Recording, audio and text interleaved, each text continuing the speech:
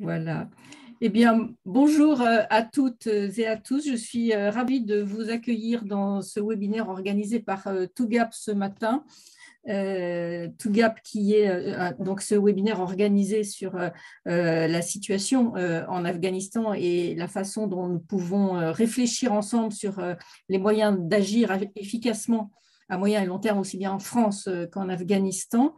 TUGAP, vous le savez, est un collectif de réseaux professionnels féminins qui sont ancrés dans le secteur public et dans le secteur privé, qui s'est lancé au niveau mondial, qui a toute une ressource très importante de compétences dans les différents métiers qui sont les nôtres.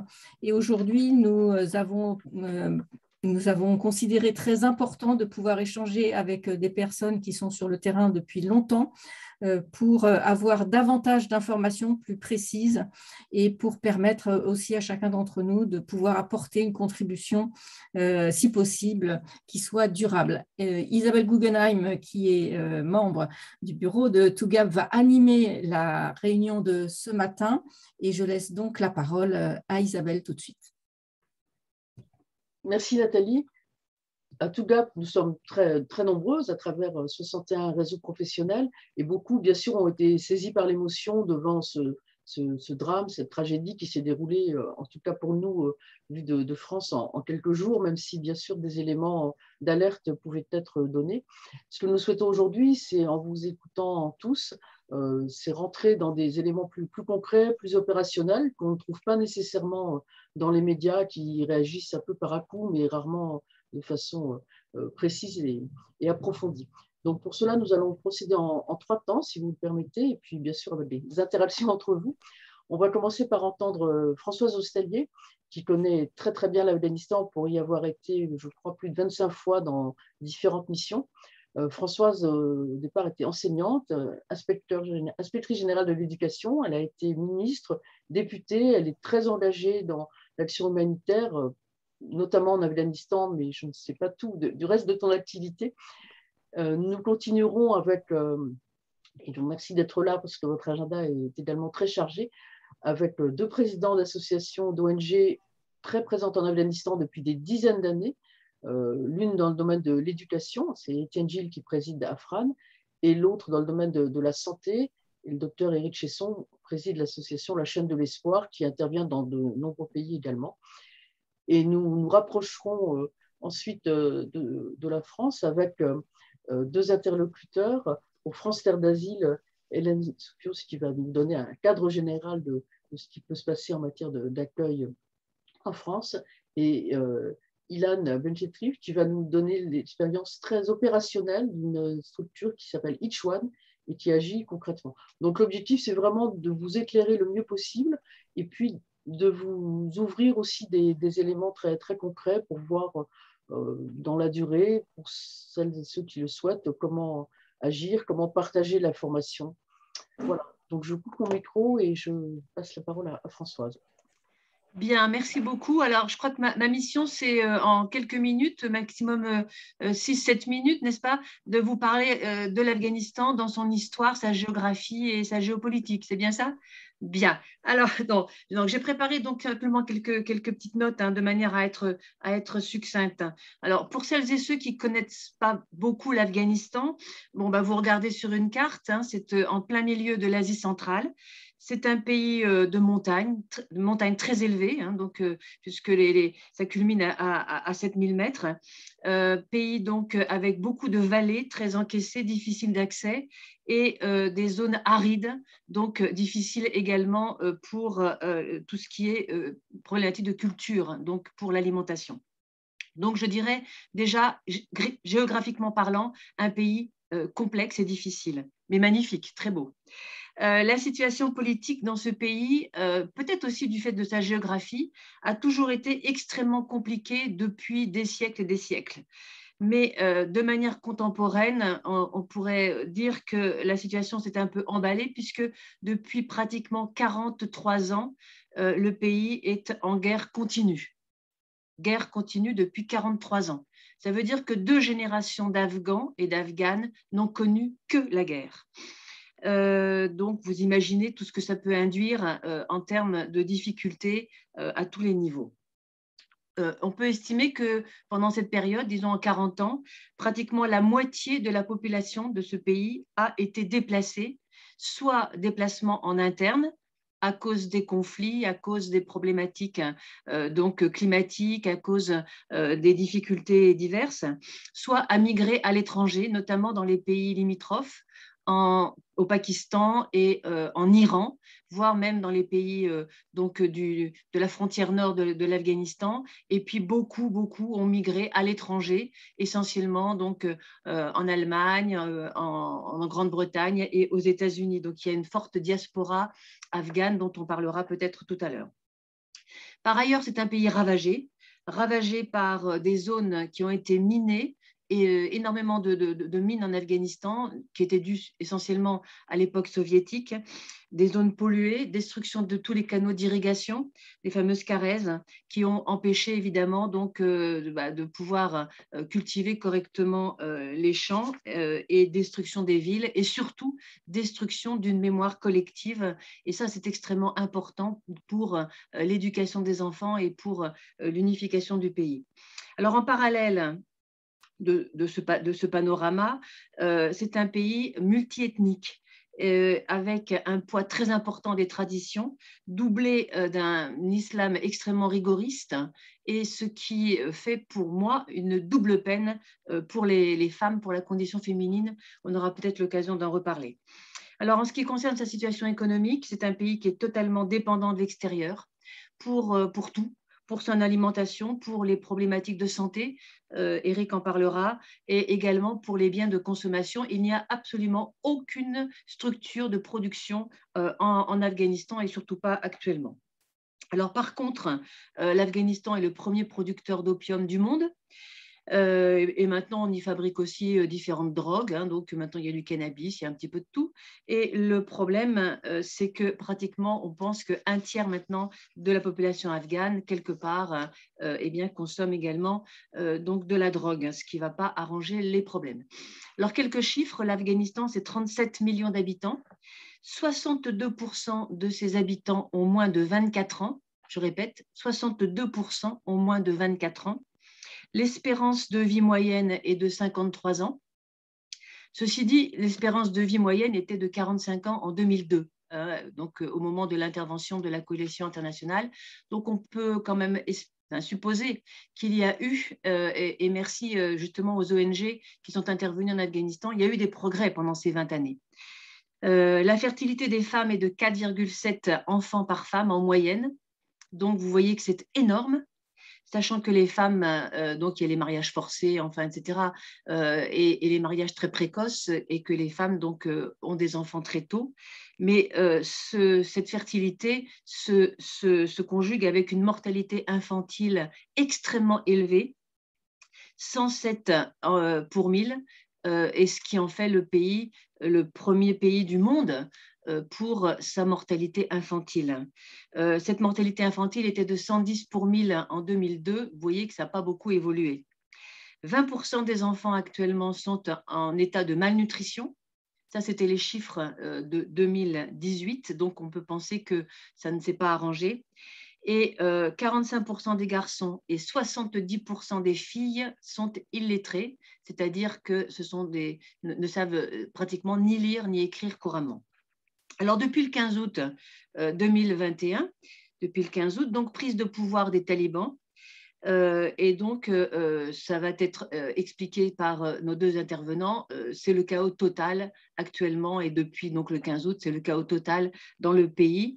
Le chaos total avec en plus des problématiques d'insécurité grandissantes à cause de Daesh, et on a l'impression qu'il y a une course dans les horreurs entre les talibans et Daesh. Les femmes ont totalement disparu de la sphère publique depuis le 15 août. Elles n'ont plus de toute façon le droit de travailler, elles n'ont pas le droit de se trouver à l'extérieur de la maison sans être accompagnées par un homme. Et il faut savoir qu'il y a beaucoup de femmes qui étaient soutien de famille, et que donc aujourd'hui, beaucoup de familles n'ont absolument plus aucune ressource, aucune possibilité de subvenir à leurs besoins.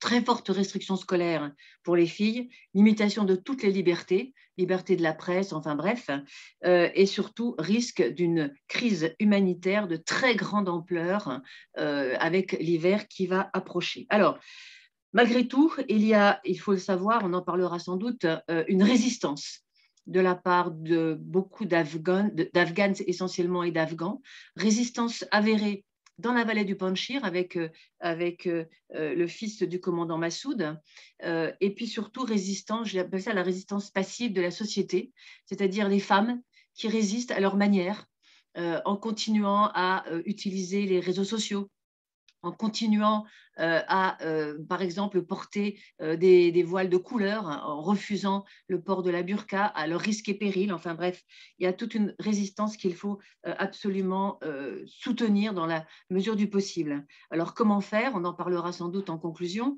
mais je pense qu'il faut surtout maintenir le contact le plus possible avec tous les Afghans donc sur place que nous pouvons contacter et connaître.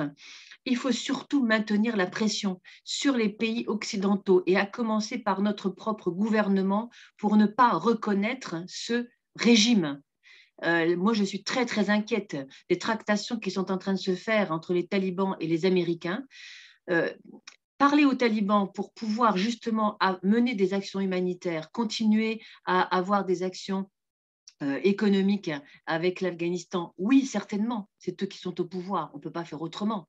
Mais de là à reconnaître officiellement un tel régime, je pense que là, il y a un gap qu'il ne faut pas franchir.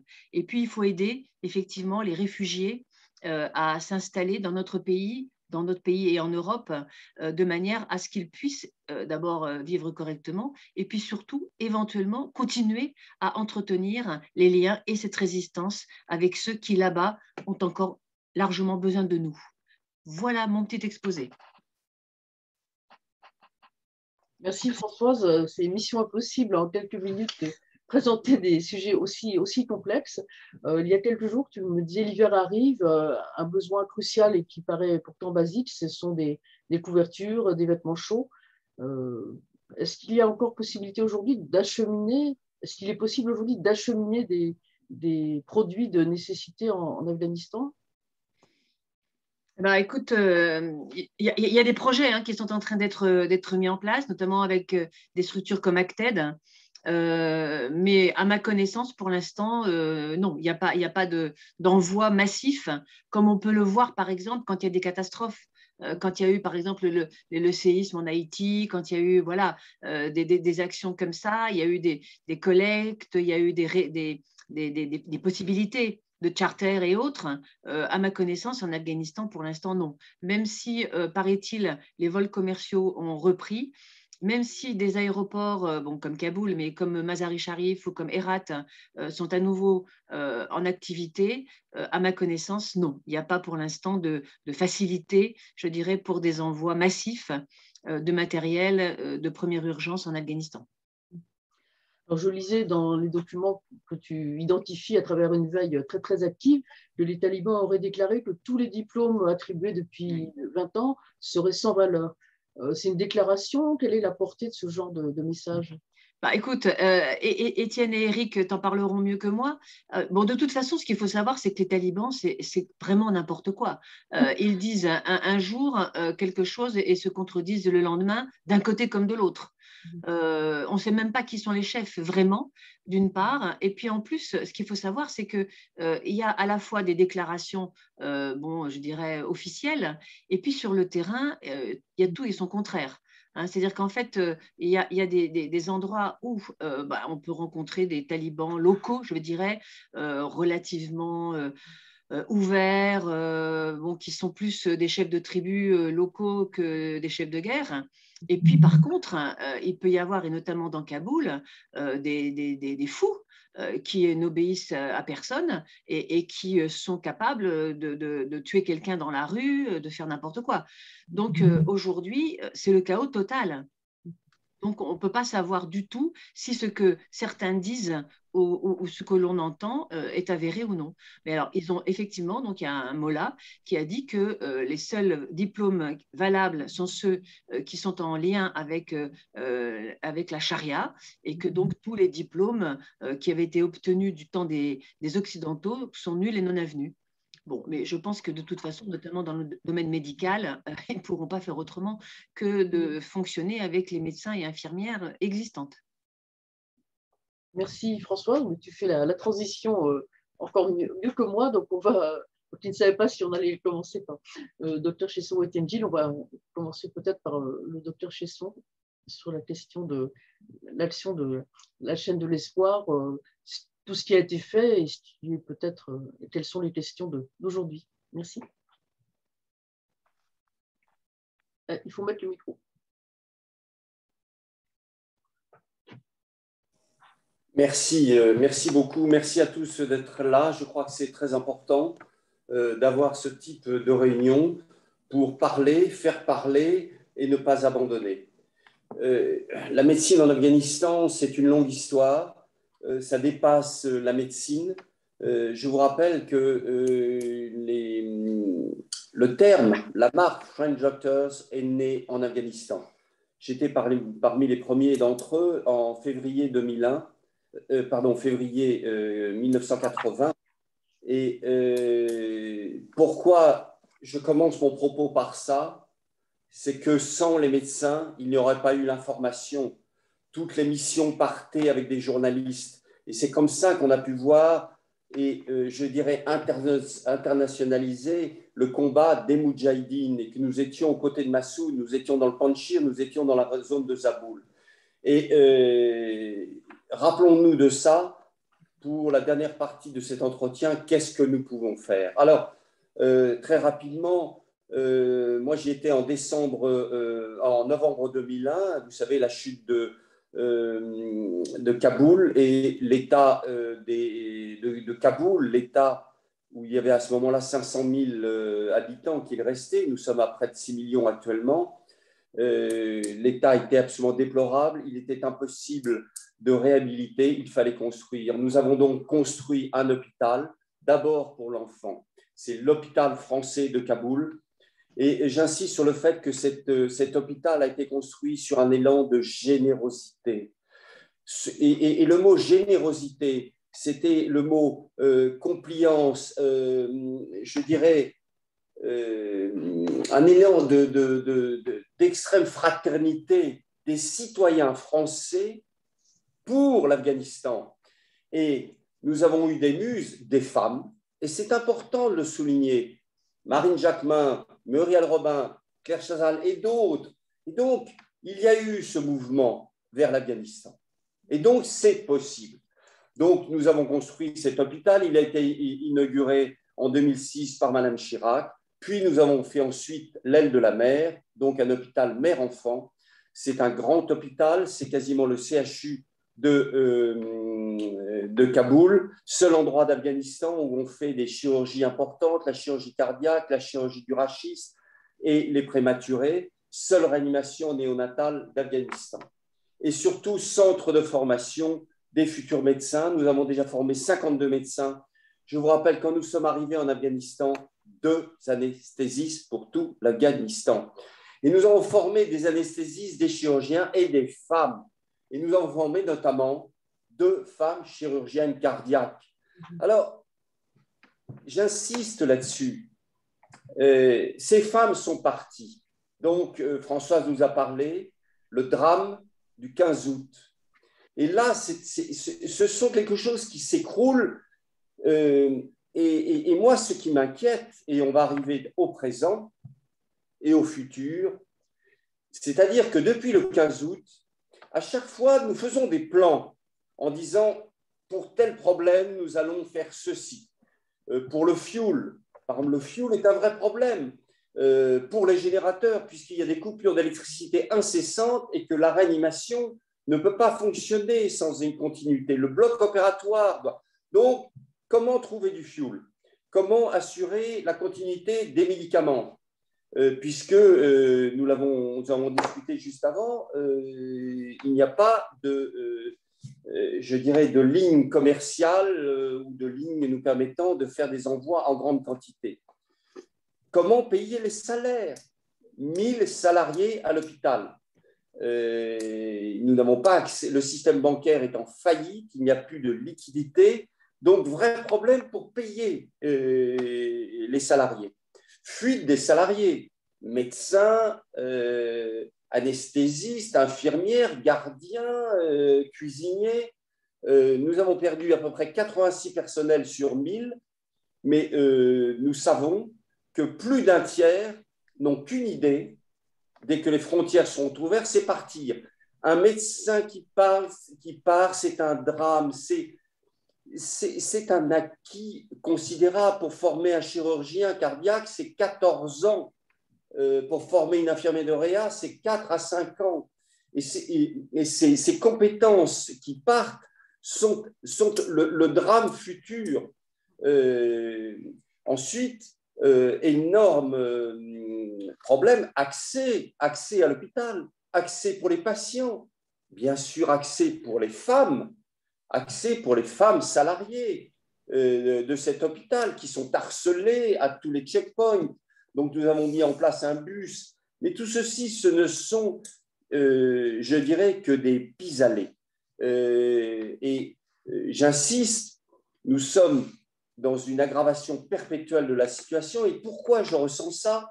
C'est que d'abord, aggravation sécuritaire, imprévisibilité totale des talibans. Je ne sais même pas qui est notre interlocuteur. Nous avons cet hôpital est géré par 4 partenaires, la chaîne de l'espoir, l'Agacan, le gouvernement français, le gouvernement afghan. Je n'ai personne représentant le gouvernement afghan ou des gens venant, je ne sais même pas quels sont leurs pouvoirs ou leur devenir futur. Imprévisibilité donc des talibans, drame sécuritaire Daesh. Vous savez ce qui est arrivé hier sur cet attentat, avant-hier, cet attentat abominable vers une mosquée chiite. Je parle d'un problème que nous avons complètement évacué. Il n'existe plus. Le Covid fait des ravages. Il n'y a plus d'oxygène, il n'y a plus de concentrateur d'oxygène.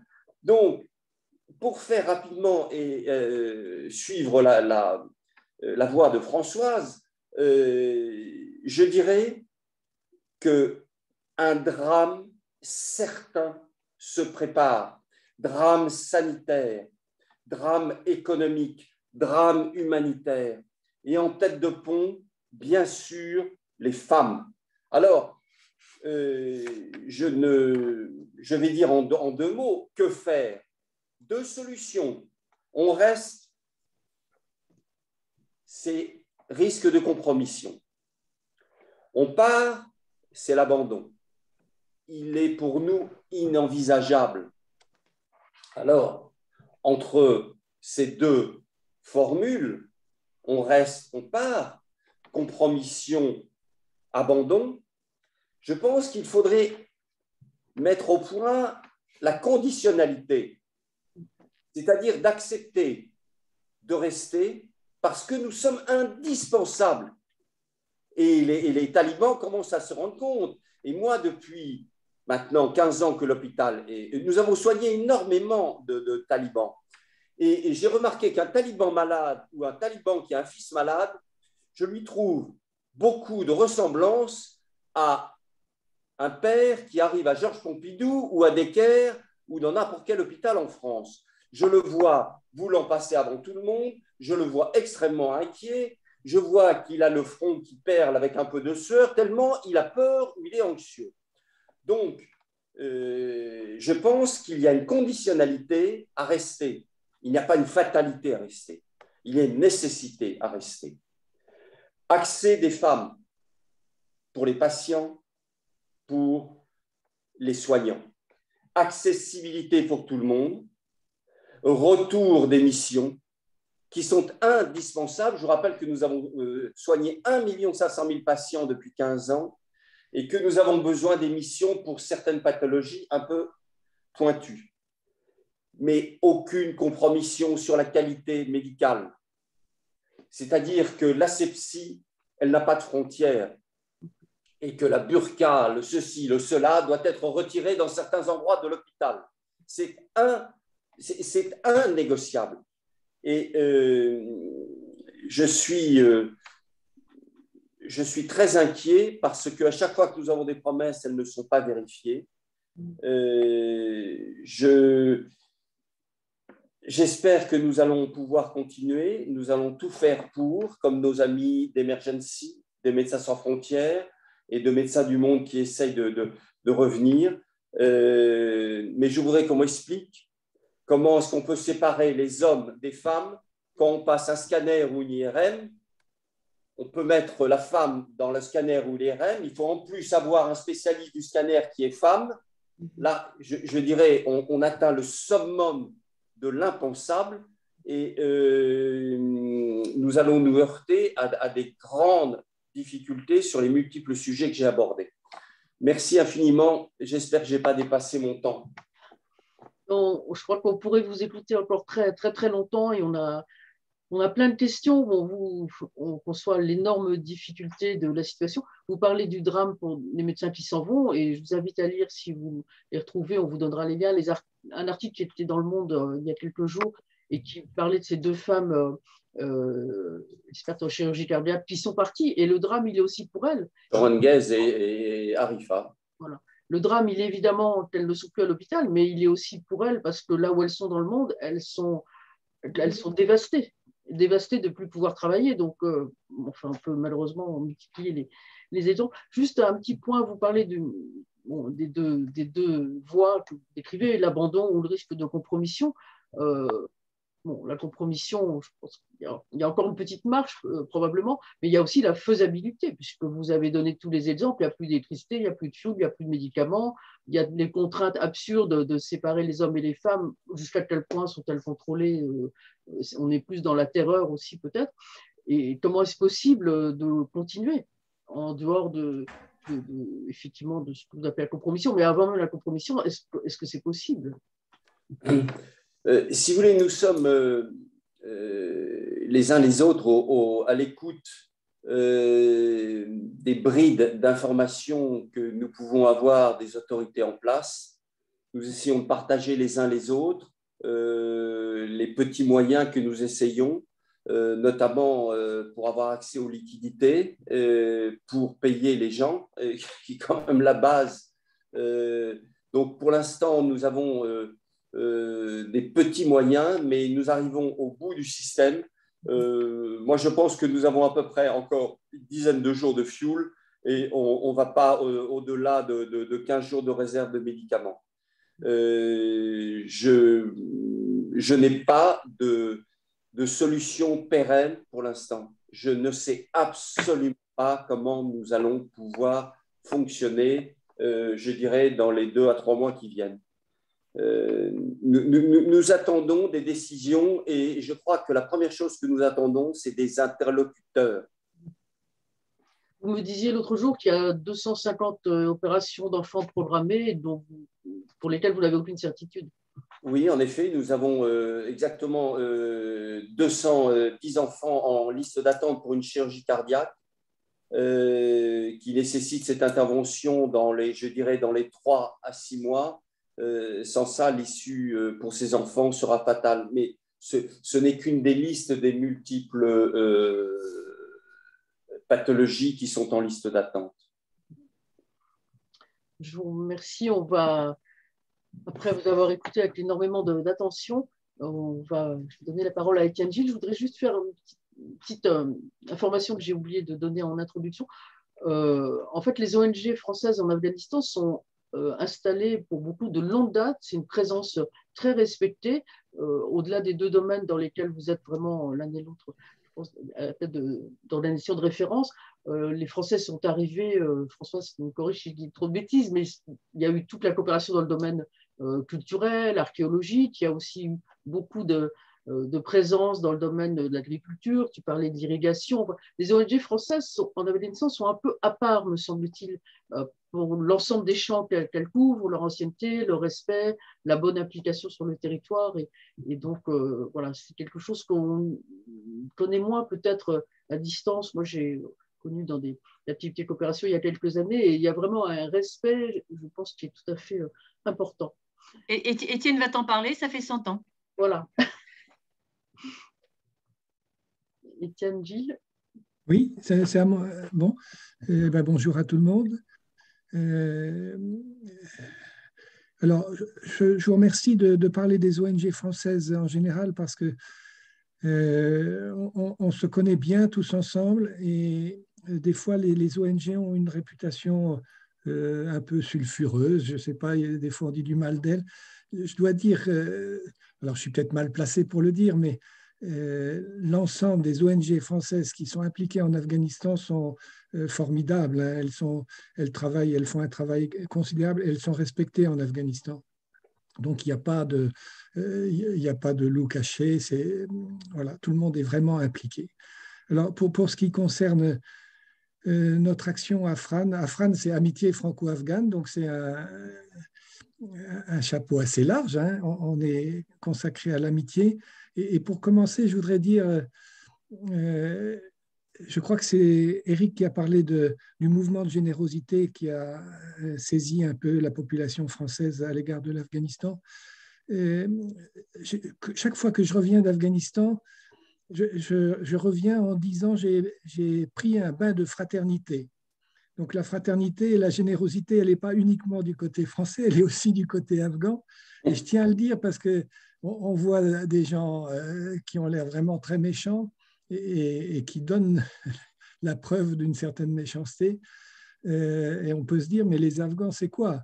Et l'ensemble de la population afghane est très chaleureuse, très hospitalière, on le dit souvent, mais c'est vrai. Et même du point de vue de l'islam, hein, il y a une tendance rigoriste dans l'islam, mais aussi il y a une tendance soufie avec une grande ouverture. Donc il ne faudrait pas avoir une vision trop pessimiste de la société afghane. Alors elle est traumatisée, c'est sûr, par cette invasion de gens qu'elle ne comprend pas en général. Alors, pour ce qui est d'Afran, Afran a été créé en 1980 après l'invasion soviétique. Et depuis cette date-là, elle a eu un champ d'action qui a été très variable. Afran a une certaine plasticité. Vous l'avez présenté comme centré sur l'action éducative, c'est vrai actuellement, mais au démarrage, on apportait une aide matérielle aux populations. Ensuite, on a travaillé dans le domaine de l'agriculture et c'est depuis 25 ans à peu près qu'on s'est concentré sur l'Afghanistan. Mais notre mandat est général. Et donc, notre mandat, c'est d'aider la population afghane dans les situations difficiles. Alors, il y a ce mandat-là et il y a le mandat aussi d'information sur la situation. Récemment, on a eu beaucoup d'informations sur l'Afghanistan, mais il est probable que le flux d'informations va diminuer et qu'en même temps qu'il diminuera, en même temps, il risque d'être influencé par des langages un peu mal informés. Je citerai juste un exemple. Récemment, quelqu'un a dit que la population de Kandahar accueillait les talibans avec beaucoup de satisfaction. Je pense qu'il faudrait vraiment modérer cette affirmation-là. Alors, Afran agit dans 5 provinces, à Kaboul, dans une ville qui s'appelle Charikar, qui est à l'embouchure du Panjshir, et dans la province attenante, à Jalalabad, c'est-à-dire du côté du Pakistan, dans le centre du pays, dans un district qui s'appelle Waras, et puis aussi à Herat. Je signale ces 5 implantations-là parce qu'elles relèvent d'une volonté d'Afran d'être présente sans faire de choix ethnique à l'intérieur de l'Afghanistan. Nous avons une amitié franco-afghane qui est vraiment une amitié pour tous les Afghans et pas seulement pour une partie des Afghans. Et on essaye aussi de lutter contre une vision qui serait trop pro-X ou pro-Y ou contre X ou contre Y. C'est toute la population afghane qu'on veut soutenir. Alors, je regarde mes notes pour ne pas m'égarer trop. Notre action actuelle dans le domaine de l'éducation concernait 48 établissements scolaires publics. Nous étions en train de l'élargir en faisant des professeurs que nous avions formés, eux-mêmes des formateurs, pour pouvoir élargir notre action. Et disons que notre action touchait 60% de jeunes filles et 40% de garçons. Nous pensons que, évidemment, l'éducation des garçons est aussi importante, mais les circonstances et puis aussi une volonté de notre part ont fait que nous avons accentué un peu l'action au profit des jeunes filles. Alors, la situation actuelle, comme l'ont dit très bien Françoise et Eric, la situation actuelle est extrêmement confuse et donc c'est difficile d'avancer.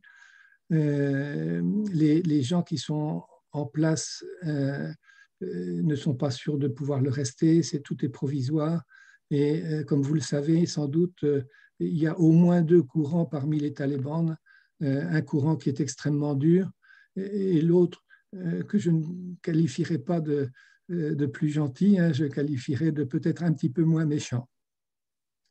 Donc plus diplomate sans doute, plus diplomate. Pour notre part, nous nous reconnaissons bien dans le descriptif qu'a fait Eric en disant l'alternative entre la compromission et puis la nécessité d'agir. Alors, il est évident pour nous, et je crois que c'est évident pour l'ensemble des ONG, il est évident que nous voulons rester aux côtés de la population. La population ne mérite pas d'être abandonnée. Et d'autant plus que la situation de la population est dramatique, d'autant plus nous devons rester. En même temps, c'est extrêmement difficile. Donc, je développe l'idée d'interstice, d'essayer de trouver dans le système, dans le mur qui est devant nous, de trouver les interstices qui nous permettent d'agir. Par exemple, dans la province centrale d'Afghanistan, les autorités, évidemment les talibans sont moins présents parce qu'ils ne peuvent pas être partout et c'est dans une région qui n'est pas du tout pachtoun, ils ont donc du mal à s'insérer. Donc nous pensons que nous aurons des possibilités d'agir plus facilement parce que nous serons plus loin des autorités. Voilà, bon, il y a plein d'autres exemples. J'ajouterai quand même, et puis je m'arrêterai peut-être là parce que mon temps est déjà épuisé, je crois. Il y a eu un moment de sidération dans la population qui a fait que tout le monde a été terrorisé, tout le monde s'est caché. Alors, il y a encore beaucoup de gens qui sont cachés, les gens qui ont eu telle coopération avec tel organisme. Je suppose que les soldats de l'armée afghane, dont on ne parle pas beaucoup, ils ne sont pas très encouragés à se montrer. Mais parmi les professeurs que nous suivons, en particulier, il y a des professeurs de français dans la petite ville de Tcharikar. Au début, ils nous écrivaient des messages affolés en disant « faites-nous venir ». Et nous, on n'a pas pu les faire venir. Et petit à petit, elles ont repris les chemins de l'école. Et donc, nous avons reçu même des photos de professeurs en train d'enseigner le français à des classes primaires. Petit à petit, il y a, je ne sais pas comment dire, il y a quand même une diminution de la peur. Je pense qu'il y a une diminution de la peur, au moins à certains endroits. Alors après, dans un premier temps, les talibans risquent d'être un peu enclins à des concessions. Il faut vraiment s'inscrire dans la durée parce que petit à petit, ils risquent de serrer la vis et d'imposer chaque mois des contraintes supplémentaires.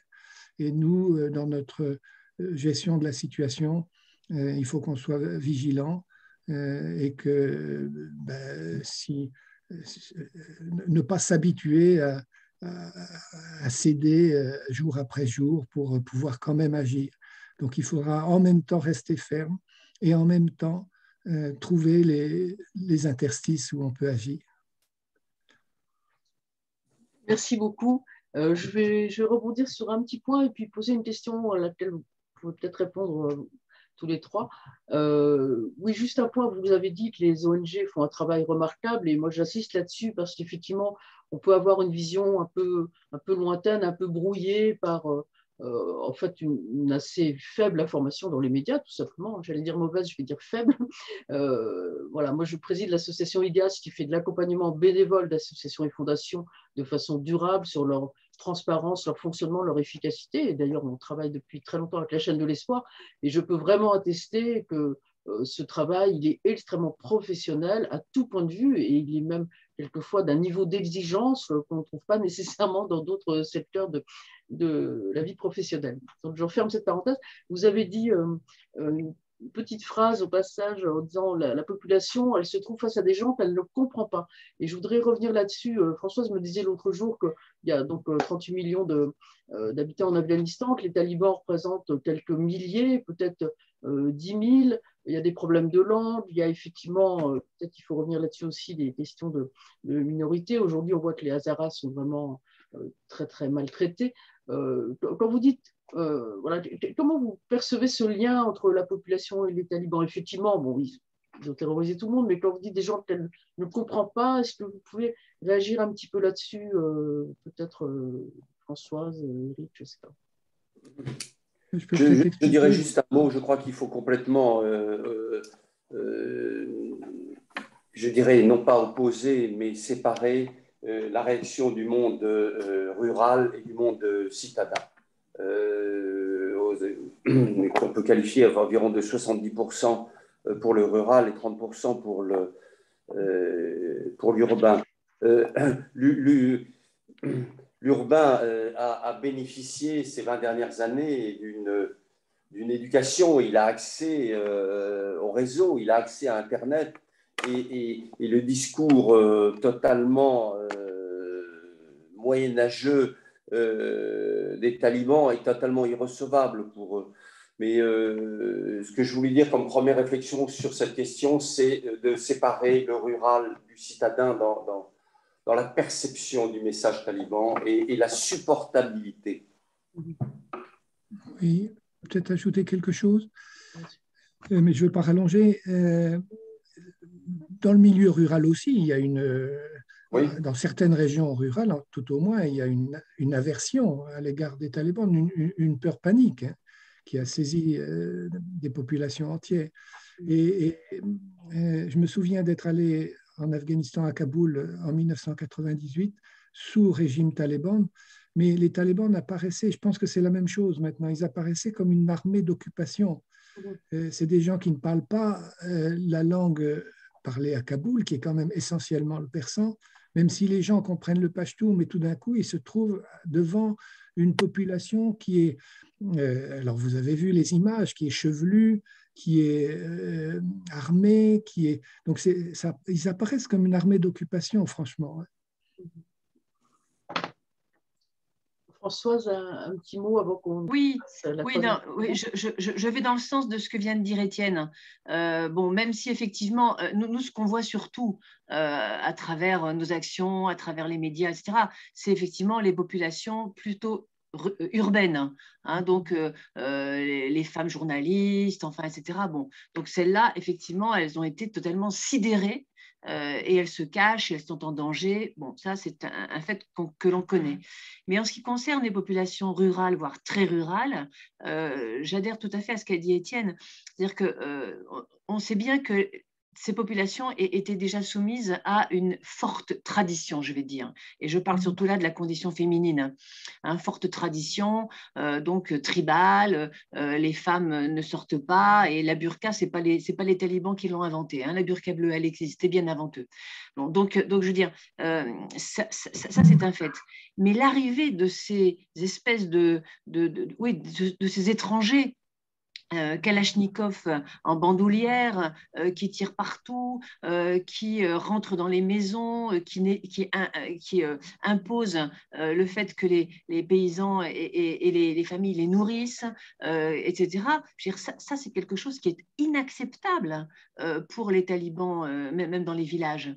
Je veux dire, ces gens-là ne sont pas de chez eux et ne se reconnaissent pas dans cette violence et dans ces outrances qui leur arrivent. Et souvent, ils disent que ce sont les étrangers, que ce sont les Pakistanais qui leur imposent ça. Donc, je veux dire, la population rurale, même étant très traditionnelle par rapport à ce que nous, on appelle nos valeurs, droits de l'homme, etc., ça nous choque. Mais bon, c'est comme ça, voilà. Mais les talibans, c'est tout à fait autre chose par rapport comment dire, aux traditions. Donc, même dans les pays et même dans les vallées les plus reculées, c'est pas du tout la même chose. Merci. Merci de ces éclairages. Je retransmets juste une remarque d'une association qu'on connaît bien également, IDEAS, qui est le GERES, qui est une association de solidarité internationale, et qui fait deux remarques, j'espère pas trahir la pensée de sa présidente, deux remarques, qui est de dire d'une part la crainte, effectivement, des expatriés de GERES qui sont très menacés, comme beaucoup d'autres, vous l'avez évoqué aussi dans leur action, et l'importance du partenariat, de l'implantation avec des structures locales avec lesquelles vous travaillez également. Je pense qu'on mesure mal la part entre les expatriés et puis évidemment les personnalités locales avec lesquelles vous travaillez et la mise en danger éventuelle des uns et des autres. Merci, on va rester en contact tous ensemble bien sûr et peut-être donner la parole maintenant, peut-être d'abord Hélène pour France Terre d'Asile. Donc, en fait, ce que je vais vous proposer, c'est de décrire un petit peu comment vous travaillez et puis plus spécifiquement par rapport à ces personnes en provenance d'Afghanistan, sachant que depuis plusieurs années, il y a de très nombreux Afghans qui arrivent en Europe avec des prises de risques terribles et qui sont quelquefois en danger. Et puis, cette exfiltration récente de 2500 personnes, hein, je crois, pas beaucoup plus. Donc, je suis désolée, vous aurez un tout petit peu moins de temps dans cette dernière table ronde. Et voilà, je vous écoute, pardon. Oui, merci beaucoup. Donc moi, je suis directrice plaidoyer pour France Terre d'Asile. Alors France Terre d'Asile, le nom vous évoque peut-être quelque chose, mais je vais revenir en une minute sur ce qu'on fait. On fête cette année notre 50e anniversaire et cette association a été créée il y a 50 ans pour défendre l'accueil des réfugiés en France autour d'un programme qui était de faire de la France une terre d'asile. Donc ce n'était pas un constat à l'époque, c'était déjà le programme de l'association. Toute notre histoire est très liée à l'histoire de l'asile en France, au départ de la coordination de l'accueil de tous les réfugiés qui arrivaient et aujourd'hui en faisant de l'accueil, de l'hébergement beaucoup, de l'information et de l'accompagnement à la fois social et juridique à toutes les étapes des procédures et pour des personnes beaucoup plus larges que les réfugiés, toutes les personnes en besoin de protection. Donc, différents types de situations migratoires. Juste deux chiffres, aujourd'hui, France Terre d'Asile, c'est 8000 places d'hébergement en France et 65 000 personnes accompagnées l'année dernière. Je fais un peu d'autopromotion. On vient de sortir aussi un livre sur l'histoire de l'association qui est sorti en librairie juste jeudi dernier et voilà, qui permet aussi de voir à la fois l'histoire de l'organisation, mais surtout l'histoire de l'asile en France. Donc, si ça vous intéresse. Et donc, ce livre aussi, en fait, en me replongeant dans cette histoire de l'association, montrait que les combats de l'association hier sont en fait des combats qui sont encore à mener aujourd'hui, à un moment où le droit d'asile est remis en cause régulièrement en Europe, en France aussi, et où des droits fondamentaux sont encore violés régulièrement. Et pourtant, le rôle d'associations comme France Terre d'Asile, mais comme beaucoup d'autres, reste indispensable. Nous, on envisage ce rôle en coordination et en appui de l'État quand il le faut. Et c'était le lien que je fais avec le sujet d'aujourd'hui, puisque c'était le sens de notre mobilisation lors de l'évacuation du mois d'août des personnes afghanes, puisqu'en fait, en ayant reçu un appel un dimanche 15 août, eh bien, en 24 heures, il a fallu mobiliser des solutions d'accueil pour plusieurs centaines de personnes. Et en fait, ça n'aurait pas pu être possible à la fois par une mobilisation interne à l'association, mais au final de beaucoup d'associations, une grosse réactivité, et aussi du secteur associatif, mais du secteur privé, puisqu'on a eu la chance de recevoir des dons, d'avoir des collectes qui ont été mises en place très rapidement. Et évidemment, c'est un moment d'émotion, beaucoup d'attention médiatique, mais c'était nécessaire, puisque c'était quelque chose d'inédit dans le sens de l'ampleur en quelques jours. Concrètement, on a répondu tout d'abord aux besoins primaires, parce que les personnes sont parties en quelques heures, parfois moins, donc souvent sans rien du tout. Et ensuite, c'était un accompagnement à accéder à la procédure d'asile, des besoins médicaux, une orientation avec différents partenaires. Maintenant, toutes ces personnes évacuées, elles sont rentrées dans le système général de la demande d'asile, donc elles sont traitées comme tout autre demandeur d'asile, même si elles sont... alors, elles sont privilégiées, c'est peut-être pas le bon mot, puisqu'elles ont souvent dû partir, comme je dis, très rapidement en laissant tout derrière elles. Mais on sait qu'elles obtiendront très probablement le statut de réfugié. Et en fait, maintenant, l'enjeu pour les Afghans qui ont été évacués, ça va être l'après et de construire leur vie ici. Vous l'avez dit, on a eu 2600, je crois, Afghans évacués en 2 semaines, mais il y a depuis des décennies que des Afghans viennent en France. Il y a eu dès les années 80, mais même, et ensuite de manière régulière. Aujourd'hui, les Afghans, c'est la première population, la première nationalité de personnes qui sont protégées par la France. Donc, toutes années confondues, c'est-à-dire à un instant T, c'est la nationalité principale. Et pour les personnes qui sont arrivées juste avant ou qui continuent à arriver, c'est beaucoup moins facile que celles qui ont été évacuées.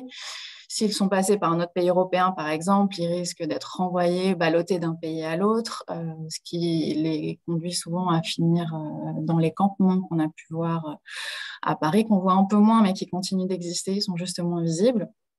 D'autres qui ont été reconnus réfugiés et qui attendent depuis 3 ans de pouvoir venir faire venir leur famille, puisque souvent, c'est une seule personne de la famille qui tente la traversée très dangereuse, la traversée de l'Iran, la Turquie, la Grèce et puis toute l'Europe, en espérant faire venir sa famille de manière sûre.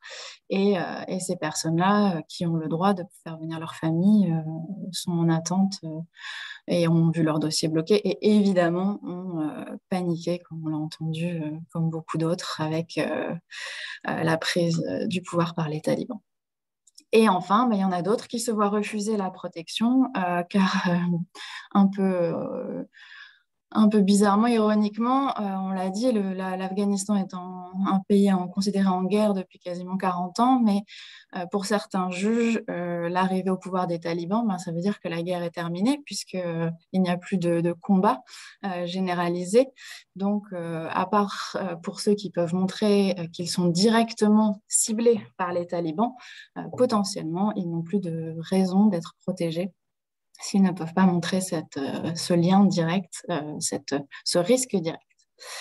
Donc voilà un peu, c'est un peu négatif, mais voilà, pour tous les Afghans et puis pour tous les réfugiés de manière générale, et je pense que Ilan Bencherif parlera aussi, l'enjeu ensuite c'est ce qu'on appelle nous l'intégration. L'intégration au sens large.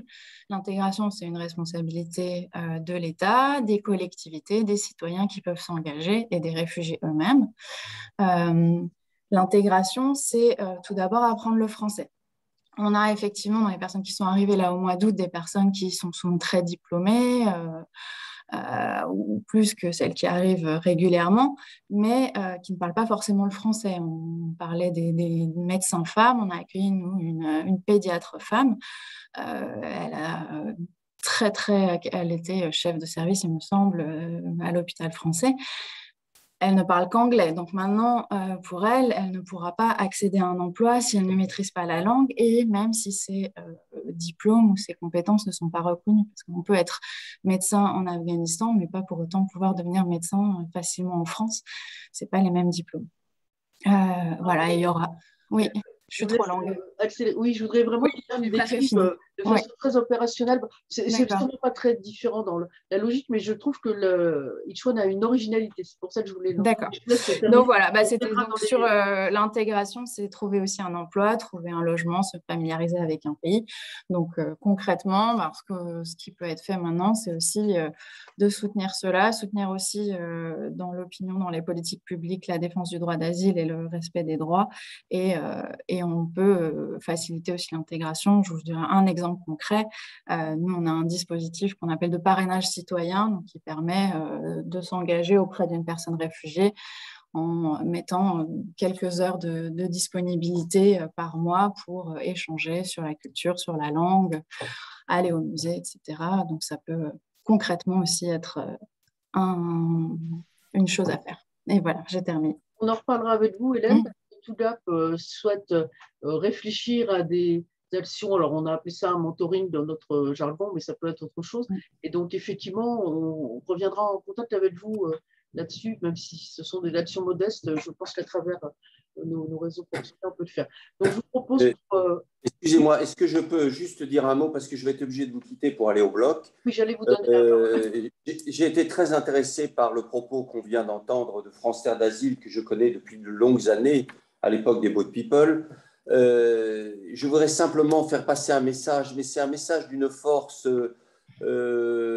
formidable. Nous avons une crise sanitaire terrible en France. Nous n'avons pas d'infirmières, nous n'avons pas d'anesthésistes, nous manquons de tout. Nous avons des gens qui arrivent, et vous avez cité en effet le cas de cette pédiatre que bien entendu je connais très bien. Bien sûr, accès et appropriation de la langue française indispensable. Mais nous avons actuellement un chirurgien cardiaque qui est en France, qui s'appelle Najibou Labina, chirurgien cardiaque hors pair.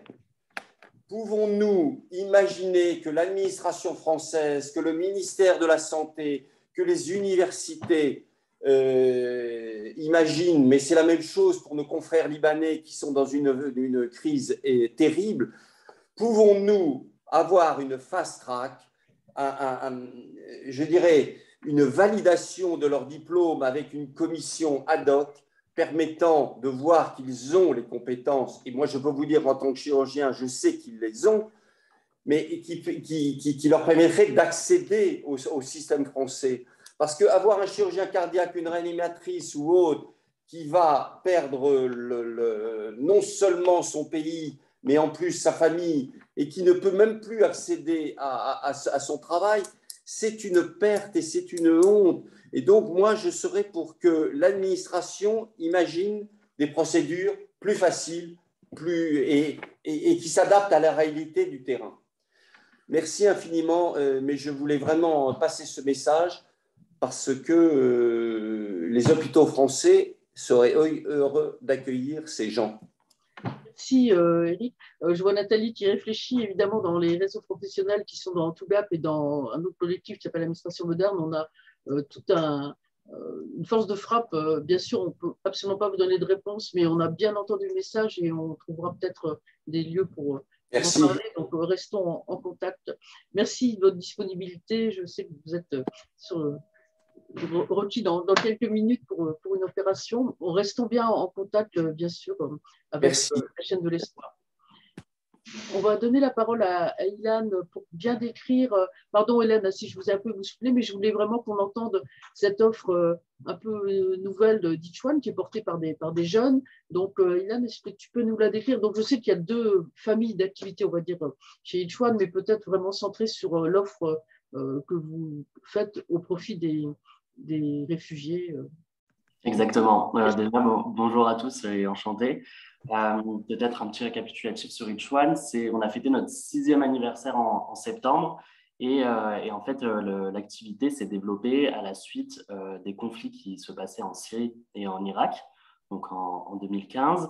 Et l'idée, en fait, elle est venue d'une rencontre entre le fondateur et un étudiant et une personne, un étudiant réfugié et une autre personne réfugiée que le fondateur a rencontré. Il s'est rendu compte des problèmes d'intégration des personnes réfugiées en France que ces personnes-là pouvaient rencontrer, notamment en ce qui concerne le retour à l'emploi et le retour à la formation. puisqu'on voit qu'il y a eu un déclassement quasi systématique en fait des personnes, notamment des personnes issues de cultures différentes en France, dès lors qu'elles ne parlaient pas la langue française, puisqu'aujourd'hui en France, on est encore très attaché à cette langue-là, et dans le monde du travail, c'est difficile, même pour des personnes qui parlent couramment anglais, par exemple, de travailler en France. Donc l'idée d'Each-One, c'est de lutter contre ces barrières à l'entrée en emploi et à la formation, donc notamment la barrière de la langue, mais aussi la barrière de la connexion sociale et du manque de réseau professionnel de ces personnes. On agit aussi sur ce qu'on appelle, nous, les soft skills, c'est-à-dire le savoir, la connaissance de la culture française, la culture d'entreprise, toutes ces briques-là, en fait, qui vont permettre aux personnes réfugiées qui arrivent en France d'enlever ces barrières très vite et d'accélérer leur retour à l'emploi qui prend environ aujourd'hui 10 ans pour une personne réfugiée arrivant en France. Donc nous, l'idée, c'est d'essayer de réduire ce temps de retour à l'emploi pour les personnes réfugiées. Et très concrètement, la solution qu'on a mise en place aujourd'hui, c'est celle d'un programme de formation qui dure 3 mois et qui est en relation et qui se passe en fait en relation avec des entreprises. Ces entreprises-là, elles peuvent être dans différents domaines. Aujourd'hui, on travaille avec Ikea, L'Oréal, Monoprix ou encore les centrales d'achat de Leclerc ou autres. Et l'idée, c'est que ces entreprises-là, elles font face aujourd'hui à des besoins de recrutement très forts sur des métiers en tension qu'elles n'arrivent pas forcément à combler. Et nous, l'idée, c'est de pouvoir leur proposer en fait des profils, des personnes réfugiées pour venir aussi les aider dans leurs besoins de recrutement. Donc, on essaie de faire matcher, entre guillemets, l'offre et la demande des deux côtés. Ça nous permet, nous, aussi d'accélérer le retour à l'emploi des personnes réfugiées qu'on accompagne. Donc, l'idée de ces programmes de formation, ils sont très simples. C'est que à la fois, ça va être une formation sur les compétences dures, donc qui vont être dispensées par des centres de formation agréés. Donc, ça peut être des lycées professionnels, ça peut être aussi d'autres types de centres de formation. Et en fait, on va les payer en tant que prestataires pour effectuer ces formations sur les compétences dures.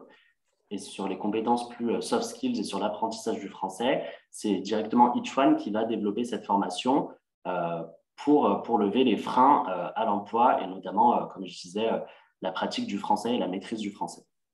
Et en fait, au bout de ces 3 mois de formation, chaque participant de la cohorte de ce programme, donc une cohorte représente environ 10 à 15 personnes, chaque personne de cette cohorte-là a par la suite un contrat. Ça peut être un CDD de plus de 6 mois, c'est souvent des CDI aussi, ou ça peut être une alternance dans l'entreprise qui a proposé cette formation. Donc, comme je vous le disais, ça touche différents métiers. Aujourd'hui, pour vous donner quelques exemples, on travaille avec Monoprix sur les métiers de bouche. Donc, ça va être poissonnier, boucher. Ça peut être aussi des métiers de préparateur de commandes pour Leclerc ou pour Ikea. Des métiers aussi dans la logistique, toujours pour Ikea. Et par exemple, de conseiller clientèle pour la Banque Palatine ou encore la BNP Paribas. Donc, vraiment l'idée d'un spectre assez large de métiers. Et nous, aujourd'hui, en fait, on fait face à un défi qui est celui d'essayer d'offrir le plus grand nombre de formations, puisqu'aujourd'hui, on est encore sur des métiers très spécifiques et que ce n'est pas ni l'envie, malheureusement, on va dire qu'on ne peut pas obliger une personne réfugiée à prendre un métier si elle n'a ni l'envie, ni la volonté de le faire, ni les compétences pour. Donc aujourd'hui, on a une offre trop faible encore de formation à proposer. Et pour développer cette offre de formation, il faudrait créer davantage de partenariats avec les entreprises. Donc, si vous êtes intéressé, vous pouvez me contacter là-dessus. L'idée, c'est vraiment de voir aussi quels sont les besoins de recrutement des entreprises pour pouvoir faire correspondre, nous, notre recrutement de personnes réfugiées. Et c'est à la fois, comme je dis, bénéfique pour les personnes réfugiées puisqu'elles retournent en emploi très rapidement, mais c'est aussi bénéfique pour les personnes et les managers qui sont déjà en entreprise, puisque couplé à cette formation, il y a aussi toute une formation pour les managers et les équipes qui vont accueillir les personnes réfugiées au sein de l'entreprise, puisque nous, et puis vous le savez très bien, l'intégration, c'est aussi l'histoire de savoir accueillir et de savoir, comment dire, accepter les différences des personnes qu'on a en face de nous. Donc, l'idée, c'est aussi de travailler sur les personnes qui sont déjà en emploi et déjà au sein de cette entreprise pour que l'intégration des personnes réfugiées dans leur travail se passe au mieux possible. Merci beaucoup, Ilan, pour cette présentation. Donc, je vous invite à regarder le site de Each One et puis dans tous ceux qui nous écoutent, peut-être certains auront envie d'aller plus loin. De toute façon, on va rester en contact. Je relaye un des messages du chat. Vous savez qu'il existe une délégation interministérielle à l'accueil des réfugiés qui fait un travail remarquable. Nathalie et moi, nous avons été il y a quelque temps à un atelier. Donc, il y a sûrement encore des choses à améliorer, mais voilà, peut-être qu'il faut agir de façon plus transverse. Je vois Françoise qui hoche la tête, mais voilà, en tout cas, merci de ces... Voilà, donc je voudrais revenir là dans le temps qui nous reste, en vous redonnant la parole à tous, bien sûr. Concrètement, aujourd'hui, on voit l'énorme champ de difficultés, la violence, le manque d'interlocuteurs, les problèmes en Afghanistan de blocage du système financier, donc on ne peut plus payer, on ne peut plus acheter, il n'y a plus de logistique, bientôt les routes seront plus ou moins bloquées. Donc concrètement, on a bien compris effectivement qu'il faut continuer à parler. C'est Duvavra qui préside une autre association qui est dans le domaine plus culturel, qui disait attention, il faut continuer à rendre visible tout ce qu'on peut. Voilà, donc comment est-ce qu'on peut agir là-dessus? Parce que cette capacité-là de mobilisation, on peut l'avoir, et on sait bien qu'une actualité chasse l'autre. Bon, la visibilité, c'est une chose, il y a la reconnaissance politique, il y a la logistique, mais concrètement, quelles sont les voies qu'on pourrait maintenir? Il y a des questions de financement. Comment vous voyez les choses? Peut-être Étienne, Françoise, et puis Hélène également. Qu'est-ce qui commence? Oui, allez-y. Oui, juste 2 minutes. Après, je passe la parole à Étienne. Non, moi, je mets un énorme bémol. Hein. Donc, j'ai entendu Hélène et Ilan. Donc, ce que vous faites est très, très bien. Mais je mets un énorme bémol sur l'action du gouvernement français, à la fois dans l'accueil ponctuellement. Hein. Moi, j'ai des exemples de gens qui sont totalement livrés à eux-mêmes. Bon, bref, on pourra en parler en off. Et puis surtout par rapport à l'accueil, par rapport à l'évacuation, je dirais, de personnes. Donc, j'ai fait partie de celles et ceux qui ont monté des dossiers, qui ont essayé d'appuyer des demandes, etc. Nous n'avons jamais eu aucun retour. Jamais, jamais, jamais, jamais.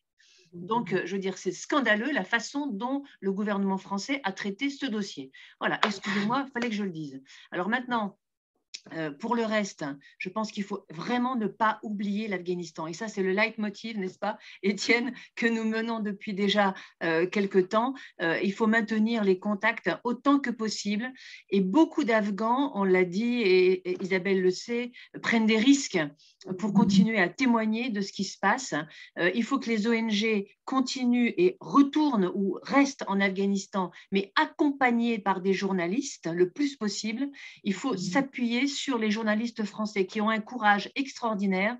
Plusieurs sont déjà là-bas, plusieurs vont aller en Afghanistan. Alors même si, on le sait bien, dans les pays totalitaires, ils n'ont pas la liberté totale de faire leur reportage, enfin, etc., mais ils savent aussi, et nous pouvons comprendre aussi le langage entre les lignes, il faut surtout que tous les grands médias continuent à parler de l'Afghanistan et faire valoir celles et ceux qui, en Afghanistan, continuent à résister. Voilà, ça c'était mon petit coup de gueule. Excusez-moi. On dit que les talibans sont très soucieux de leur image à l'international. Est-ce que c'est fondé, ça? Les talibans? Oui. On dit qu'ils sont soucieux, qu'effectivement cette pression médiatique est nécessaire, puisque les talibans seraient soucieux de Mais leur ce n'est pas les mêmes, c'est ce qu'on a dit tout à l'heure. Je veux dire, il y a les talibans de Doha, qui sont entre guillemets propres sur eux, comme on dit vulgairement, qui donc parlent anglais, qui etc. Voilà. Et puis les vrais talibans, je dirais ceux du terrain, qui sont de véritables barbares, hein, capables de toutes les exactions possibles, imaginables, capables de tuer quelqu'un dans la rue, capables de rentrer dans des maisons, d'assassiner les gens, de violer les femmes. Je veux dire, voilà, on ne parle pas des mêmes personnes, mais les Afghans sont soumis essentiellement à cette deuxième catégorie.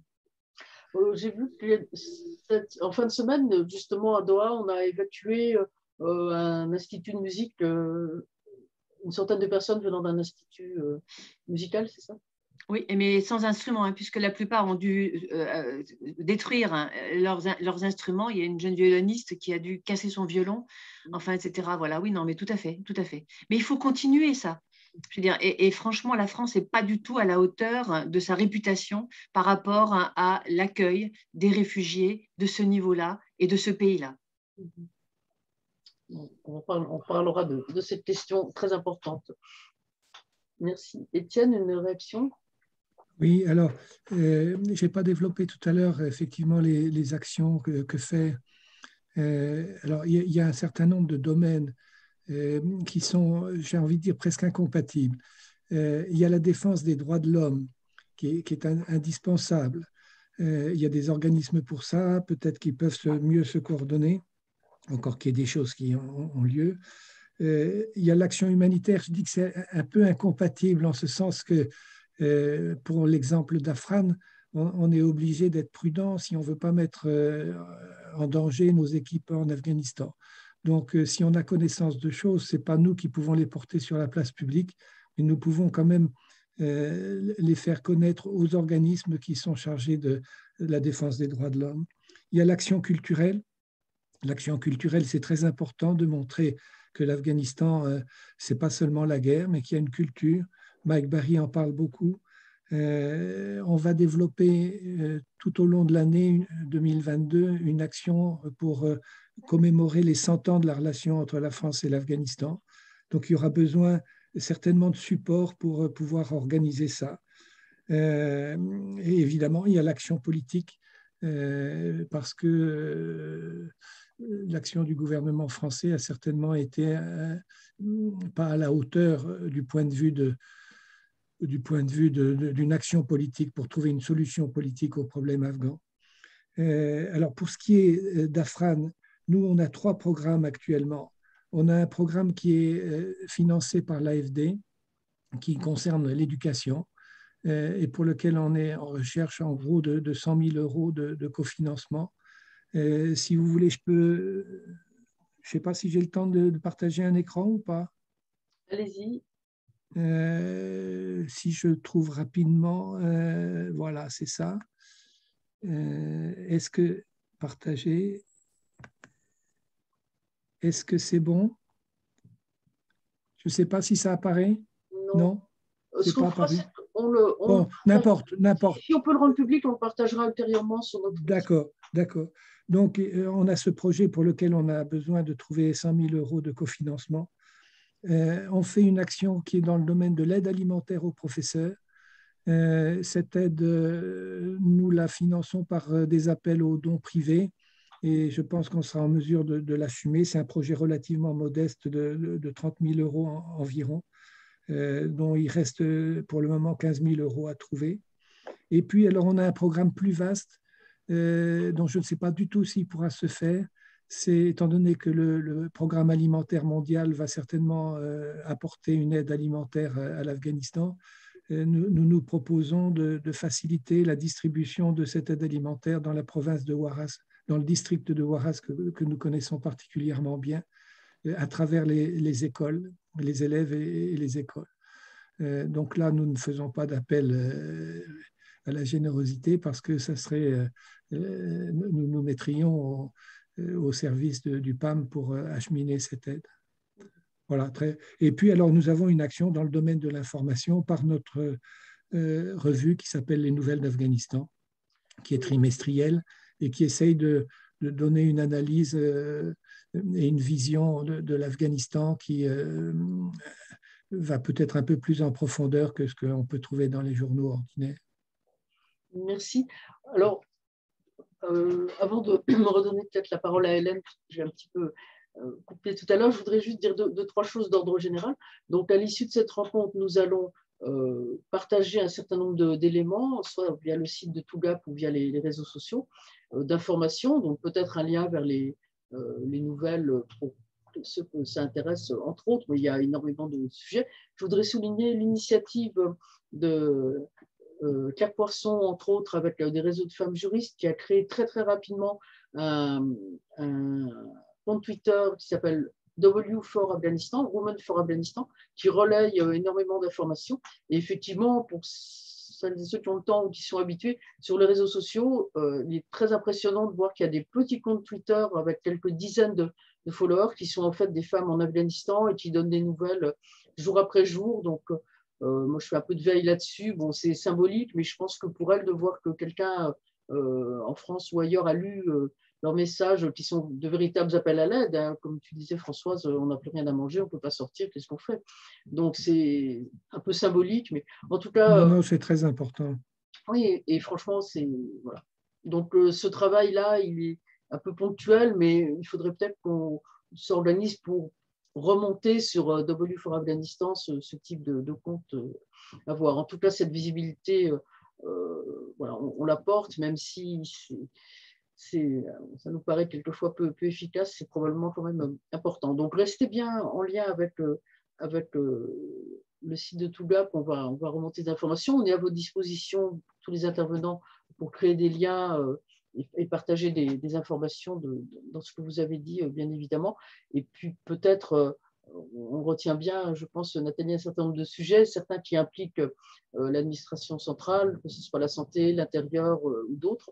Et puis évidemment, pour tous les réseaux professionnels qui couvrent des champs d'action extrêmement variés, on voit bien que pour de grandes entreprises, avec quelquefois peu de moyens, il y a des choses à faire, que ce soit dans des programmes de partenariat pour l'accueil de réfugiés, que ce soit pour soutenir avec des moyens, des couvertures, des compléments de financement. Du mécénat d'entreprise aussi. Mécénat d'entreprise. Il y a beaucoup de voies pour agir, donc on peut essayer modestement, nous, TOGAP, de porter ces messages. Donc, on reste bien sûr à votre écoute pour tout cela. Il nous reste encore vraiment 5 minutes. Hélène, pardon, je vous ai un peu interrompu. Est-ce que vous vouliez ajouter quelque chose? Non, juste un peu aussi en lien avec votre question. Aujourd'hui, effectivement, il y a encore des personnes qui sont directement menacées, qui ont besoin de partir, donc de continuer, du point de vue de l'État français, à faciliter ces évacuations, ou en tout cas ces départs, à permettre qu'il y ait des voies légales qui évitent que les gens, justement, essayent de prendre des routes dangereuses en passant par 15 pays et en mettant 3 ans à arriver. Il y a des vols qui ont repris, donc il y a des possibilités aujourd'hui de pouvoir reprendre ces évacuations facilement, c'est pas le mot, mais en tout cas légalement et de manière sûre. Et ce que j'ai dit un petit peu aussi, c'est la question des familles qui sont restées en Afghanistan et de personnes qui sont ici en France, où il y a le besoin aujourd'hui de faciliter la délivrance de visas pour ces familles. Il y a des familles qui sont déjà plus en Afghanistan, qui sont dans les pays voisins, et de renforcer ne serait-ce que de renforcer les équipes qui délivrent ces visas pour qu'ils puissent traiter les dossiers.